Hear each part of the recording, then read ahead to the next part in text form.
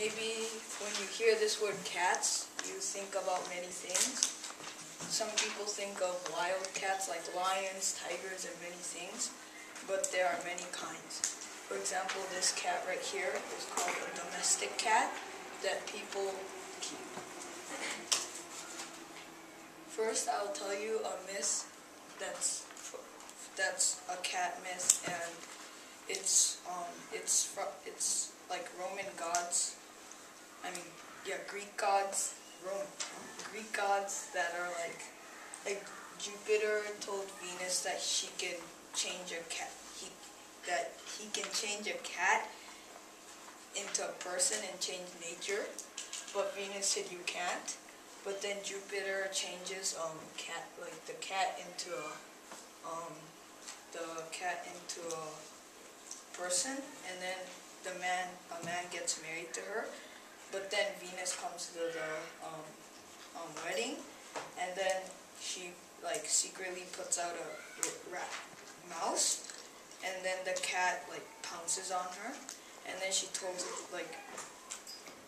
Jupiter, even if you change the inside, you can't. The outside form, you can never change the inside. First I'll talk about domestic cats, and this is one of them. This is the Burmese cat. If you see here, they have white paws, like this, and like this here. They have white paws, and they're really they're one of the most famous cats. And they're famous for everybody likes them because they're cool, cute, and people like how they're my-paced and not going sometimes too crazy. And their old history, they had an old history from the Burmese people who were priests, and they secretly went on a ship, two cats that were Burmans, and they went to America, and then they started spreading. The Persian. A Persian is this is the most famous cat in the world, and it's it's most common, mainly interested because it's cute, that it has a pushed-in face like a bulldog, and it's one of the most oldest cats found in the 1600s, and they're really before. In the 1600s, these Persians were really high quality. They were one of the noble people in the family of France people. The Japanese bobtail. A Japanese bobtail has a face that looks triangle like that, and its tail is one of the most interesting things right here. And if you see, have you ever seen this thing? This is called a maneki neko, and the Japanese bobtail was inspired this. If you see over here, you can see that it looks like it. And another thing is, I think you all know this. It's Hello Kitty. Hello Kitty was from Japanese bobtail to inspired. Yeah. The Sphinx. The Sphinx is really famous because it has no hair, and it's a lot of people say it's disgusting, but some people like it, and they're the only cats found in Canada. They're the first and only cat found, and they're a pretty new species. I think some of you know Cats and Dogs, that it's a movie, and Sphinx look a little gross, so people make them evil. And lions. Lions are really rough and take on many kinds of things. As a herd, they attack many kinds of things, like giraffes and many kinds of things like that. And they have 3-inch canines and 3-inch claws. And they're really long, 11 feet. And they're about 3 or 4 feet high, and some of them are like, and if you, I think like this is a movie that's made from lion. Tigers. Tigers are the strongest cats in the whole cat family. They're usually 10 feet long and 3 feet high on the back, and they have 4 to 3 inch canines and 4 and 3 inch claws. I think they can run really, really fast, and how they run is like a cheetah, but it's like a little different.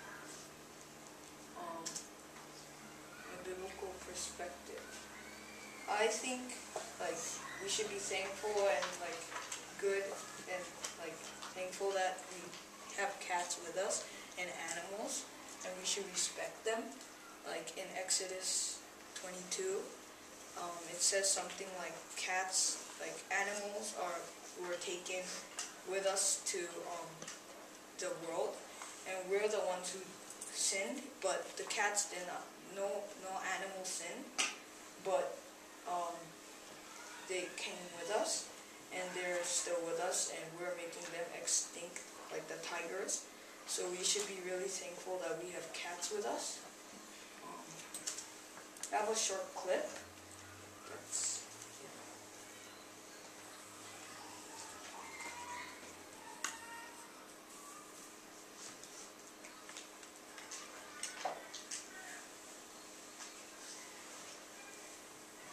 The tigers hunting.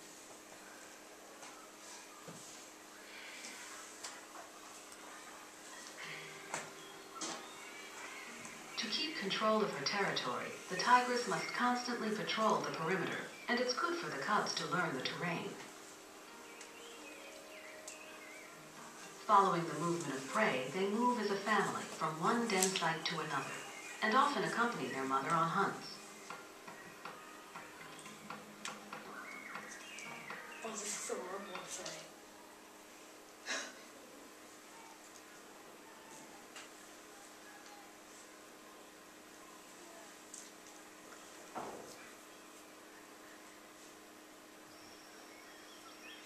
Because the Indian landscape is so hilly and dense with vegetation, film of tigress hunting is rare. But the elephant cams can follow the action even in the deepest forest, and don't seem to alarm the prey or put the tigress off her game. Here are the tigers like camouflaging with the leaves, and She lays low and assesses the scene.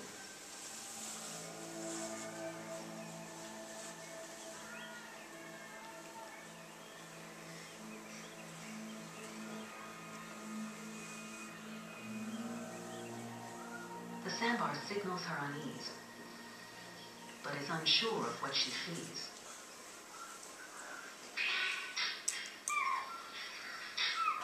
As the herd moves out, it seems the tigress has lost out again.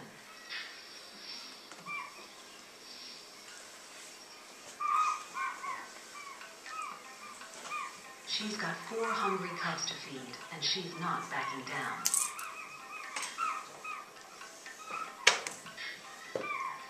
She takes a shortcut to head off the herd.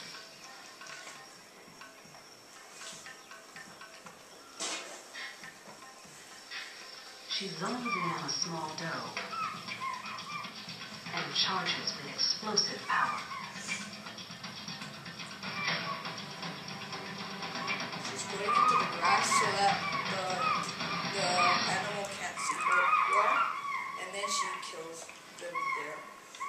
With 3-inch-long canine teeth, she'll either snap the victim's spinal cord or suffocate it to death. Yeah. That's like nature things. Yeah. Thank you very much.